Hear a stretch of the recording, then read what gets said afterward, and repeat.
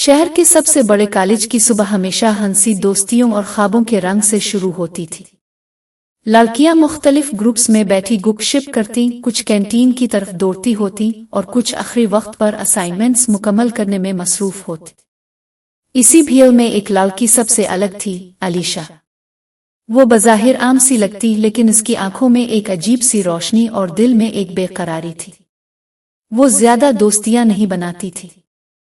अक्सर खिड़की के पास बैठकर आसमान को देखती रहती, अपनी डायरी में कुछ लिखती रहती। क्लास फेलोज अक्सर कहते, ये लड़की अजीब है, पागल लगती है। लेकिन कोई नहीं जानता था कि अलीशा के दिल में कितने राज चाहते हैं। कॉलेज में एक दिन नया प्रोफेसर आया, अहमद। वो जवान, खुश शक्ल और अपने नर्म लहजे से सबको मुतासिर करने वाला था। पहली ही क्लास में सब लड़कियां इसकी तरफ मुतवज्जे हो गईं। लेकिन अलीशा की कैफियत मुख्तलिफ थी। जब अहमद ने इसे सवाल का जवाब देते सराहा तो इसका दिल धड़क उठा। तुम बहुत बासलाहियत हो अलीशा। यह जुमला इसके दिल में हमेशा के लिए नक्श हो गया। इस दिन के बाद वो हर क्लास में अहमद की तरफ देखती और अहमद भी अक्सर उसकी मेहनत और खामोशी को नोट करता। वक्त गुजरता गया। अहमद अक्सर इसे लाइब्रेरी में किताबों के दरमियान देखता। एक दिन इसने खुद बात शुरू की, तुम्हें शायरी पसंद है? अलीशा ने चौंक कर सर हिलाया। ये पहली गुफ्तगू थी जो फिर कई बातों में ढल गई। किताबों से आगाज हुआ और फिर ख्वाबों, जिंदगी और जज्बात तक जा पहुंचा। अलीशा ने पहली बार महसूस किया कि कोई उसके दिल की तन्हाई को समझता है। लेकिन यह कहानी इतनी आसान न थी। कॉलेज की लड़कियों ने जल्द ही देख लिया कि अलीशा और अहमद के दरमियान एक अलग सी बात है। सरगोशियां शुरू हो गईं। ये पागल है, उस्ताद के पीछे पड़ गई है, इसीलिए तो अकेली रहती है, कोई दोस्त नहीं। ये बातें आहिस्ता आहिस्ता अहमद तक भी पहुंची। एक दिन प्रिंसिपल ने इसे बुलाकर कहा, आपका रवैया तलबा के साथ प्रोफेशनल होना चाहिए। हम किसी गलत तासुर के मुतहम्मिल नहीं हो सकते। ये बात अहमद के दिल पर बोझ बन गई। एक शाम अहमद ने अलीशा को बुलाया। अलीशा, मुझे तुमसे बात करनी है। वो उम्मीद से भरी हुई आई। शायद वो अपने जज्बात का इजहार करेगा।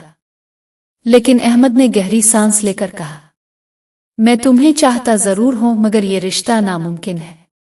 तुम मेरी शागिर्द हो और दुनिया हमें कभी कबूल नहीं करेगी।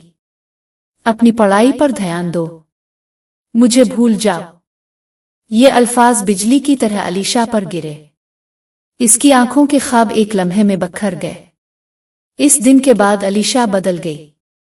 वो क्लास में कभी हंसती, कभी बगैर वजह रोने लगती, कभी खिड़की से बाहर आसमान को देखकर कहती, मेरा अहमद जरूर आएगा, वो मुझे छोड़ नहीं सकता।